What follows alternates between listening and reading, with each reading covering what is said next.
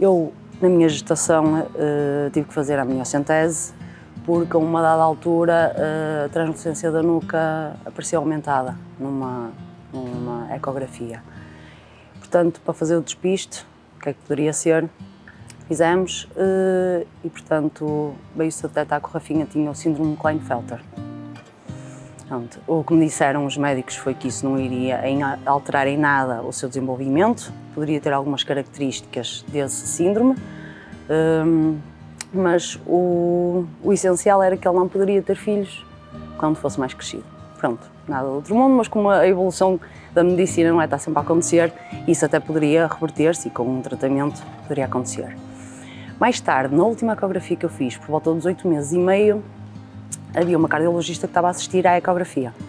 Ela disse que havia ali qualquer problemazinho no coração. Ele tinha um buraquinho no coração. Nós temos uma parede em que os dois sangues não se podem diluir um com o outro, não se podem misturar, e o dele realmente acontecia isso. Então isso poderia ser corrigido ou logo depois dele nascer, ou poderíamos esperar até ele atingir 10 quilos para se poder corrigir. O Rafinha teve alta e depois era sempre seguido em cardiologia, por uma médica, a tal que detectou o problema ainda ele na minha barriga. Pronto, estava tudo indicado para ele conseguir crescer mais um bocadinho e atingir os 10 quilos para ser operado, para ter mais força e ter mais resistência para a cirurgia. Portanto, na última consulta, o Rafinha já tinha 9 kg 950, então a doutora disse, vamos começar a preparar e a pensar na cirurgia. Pronto, o que aconteceu? Uma semana depois, o Rafael, estávamos todos em casa e ele foi agredido.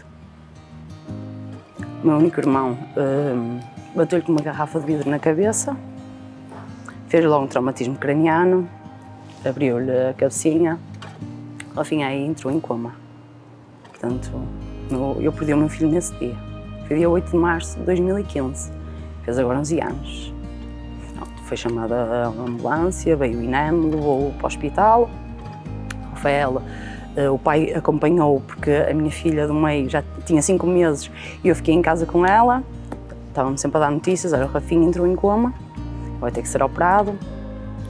Mas como tinha a situação do problema do coração, era uma situação complicada, mas pronto.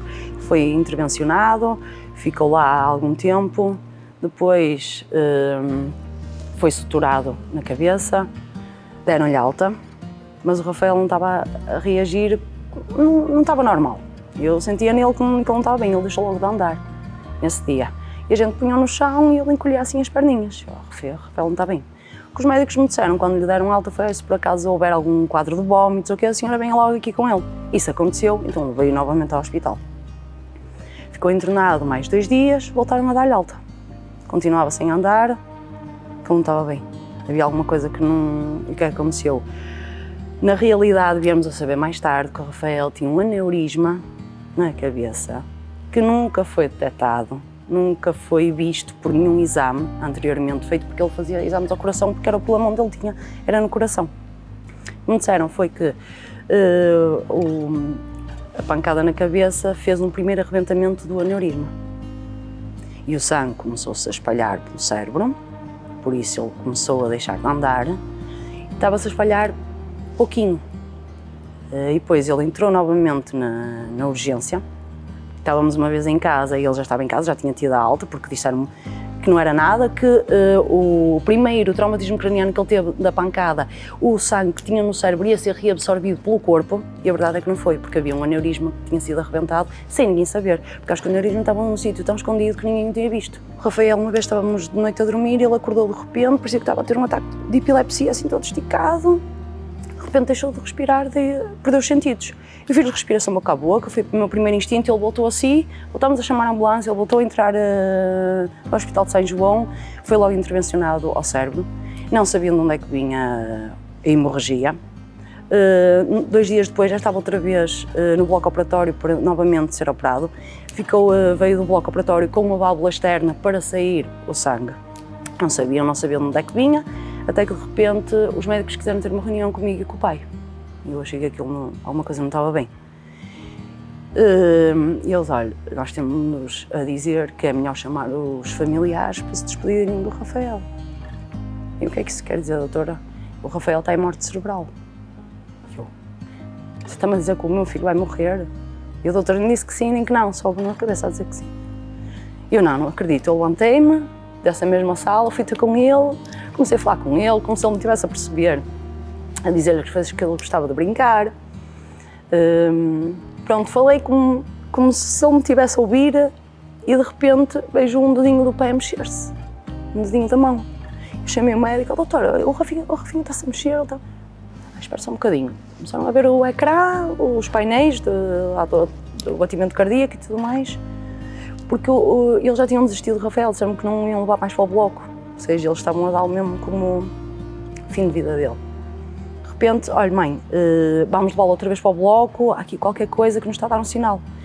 Nesse mesmo dia que o levaram para o bloco, detectaram o tal aneurisma, e aí viram que era essa hemorragia que ele tinha no cérebro era do aneurisma, então cliparam o aneurisma, o Rafael voltou para a cama dos cuidados intensivos e começou a recuperar.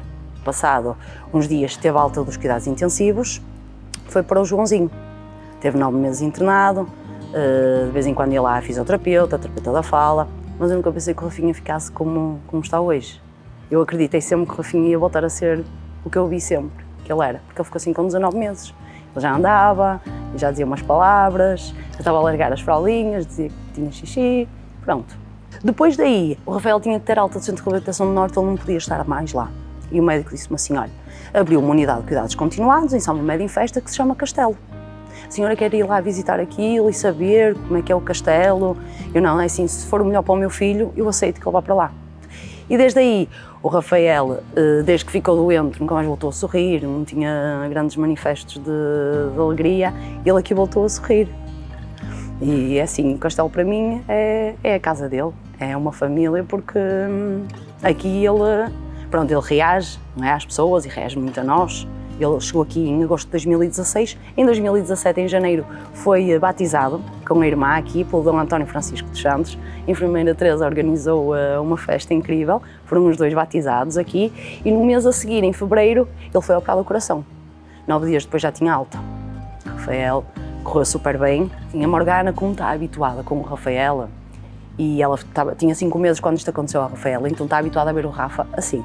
Pronto, o Rafa, mas ela olhou para outras crianças de cadeira de rodas completamente normais. A Morgana lida muito bem com a situação, adora vir para aqui ter com o Rafinha, ele reage muito bem a ela, ri-se, sorri, parece que quer falar, ele fala com os olhos para ela. A mais pequenina, como já não está tão habituada e também tem autismo, ela acha uma coisa um bocadinho estranha o Rafael estar assim, mas elas adoram vir cá e se pudessem voltar à escola para vir também vinham. Aqui no castelo fizeram toda a diferença, porque o Rafael quando entrou aqui, eu almoçava com as mães ali no refeitório, eu fazia tudo com o meu filho, dava-lhe banho, dava-lhe o lanche, deitava-o, às vezes estávamos na sala de atividades a assistir também às atividades que aqui haviam. Isto sim foi um ambiente que me deixou à vontade e mais confortável com a doença do meu filho, e é ele que me dá força. Eu tenho andado um bocadinho em baixo estes dias e venho cá e sinto uma paz interior enorme, sinto-me bem, sei que o meu filho aqui tem tudo o que precisa, tem os cuidados de saúde todos e tem o amor, e todos os profissionais são escolhidos a dedo, porque não há profissionais melhores que os daqui do castelo.